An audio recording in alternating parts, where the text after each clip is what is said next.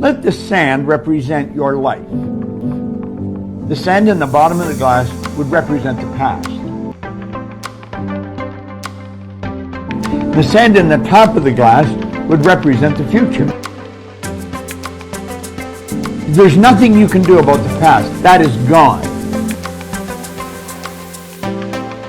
Too many people spend their time living there, wishing they had done this or wishing they had done that.